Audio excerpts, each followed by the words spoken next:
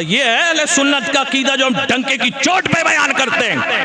لوگوں اہل سنت کا عقیدہ ہمارا کوئی نیا یاد کردہ نہیں ہے، قرآن سے ثابت ہے. قرآن میں دیکھو نا، رب نے نہیں کہا نماز پڑھ کے بھاگ جاؤ.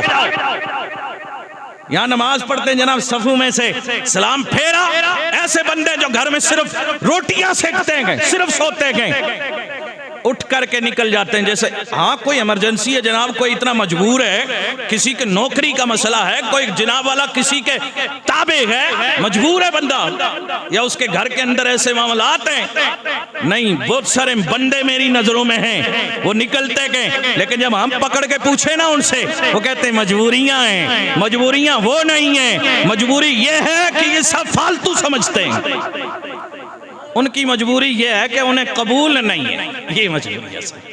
مجبوری صرف یہ اور کوئی مجبوری نہیں ہے. تماشوں میں دل لگتا بڑا ہے، مسجد میں نہیں لگتا، تلاوت میں نہیں لگتا، درود السلام پڑھے نا مصطفیٰ نہیں. یہ کیا ہوتا ہے جی یا نبی السلام، یہ کیا ہوتا ہے؟ باہر جا کے قصے، تیرے قصے قرآن اور حدیث میں کہاں لکھے ہیں؟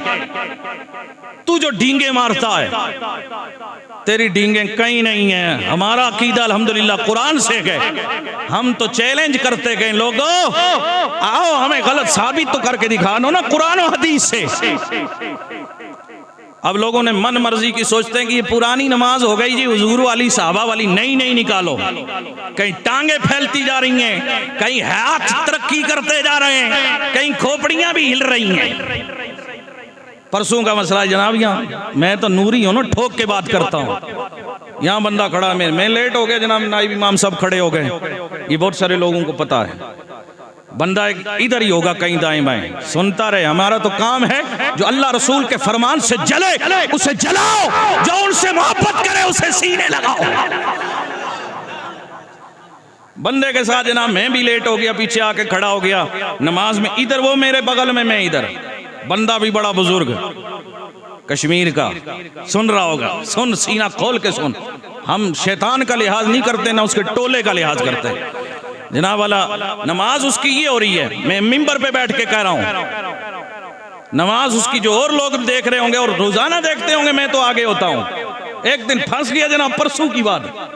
نماز اس کی دیکھیے آپ، جتنی دیر 4 رکعت نماز عصر پڑھی نا، کھڑے ہو کے امام کے پیچھے قیام، کھڑا ہونا 4 بار کھڑے ہوتے ہیں نا رکعت میں، قیام، جو قیام تو سمجھتے ہیں نا.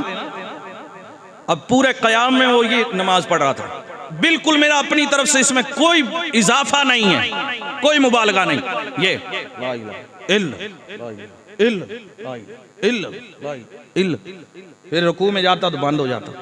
باقی ٹھیک چل رہی تھی، وہ ٹھیک کیا تھی وہ اس سے دھل گئی تھی، لیکن کھڑے کھڑے یہ کلمہ رٹ لگا اور چہرہ بھی ادھر سے ادھر.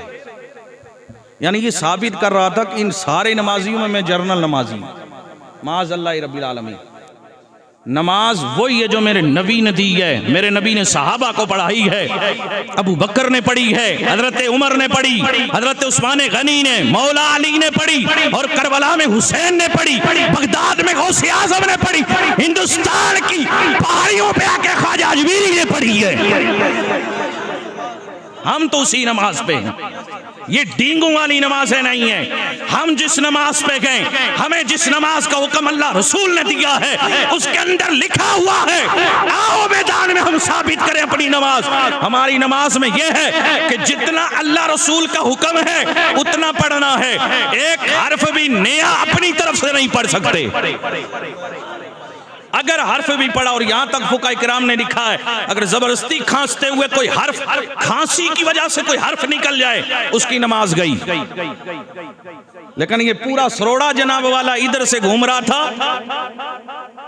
کشتواڑ کی پہاڑیوں سے تو ادھر جا رہا تھا جناب والا، یہ کیا بولتے ہیں، ہرسپورا کی طرف.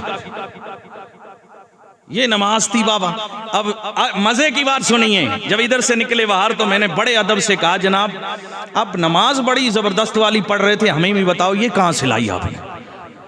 تو آگے سے اس طریقے سے پڑھا کہ جیسے کتے کے پنجوں میں ہڈی ہوتی نا، چھینو تو کتنا بڑبڑاتا ہے، ایسے پڑھا وہ امام کے اوپر.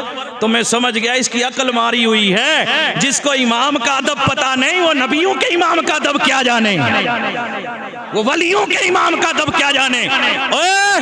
جس کو اللہ ایمان دیتا ہے، جس کو اسلام دیتا ہے، وہ میرے نبی کی اس بات پہ الاسلام کلہ ادب، اسلام میں سب ادب ہے، بے ادب کی کوئی گنجائش نہیں ہے. توجہ ہے نا آپ کی؟ یہ نماز جناب والا میری ایک بندے کو ٹارگیٹ کرنے کا مقصد یہ ہے کہ ہاتھ جوڑ کے کہتا ہوں وہی نماز پڑھو، یہ نئی نمازیں چھوڑ دو. نہیں جو نسلیں یہ خراب ہو رہی ہیں.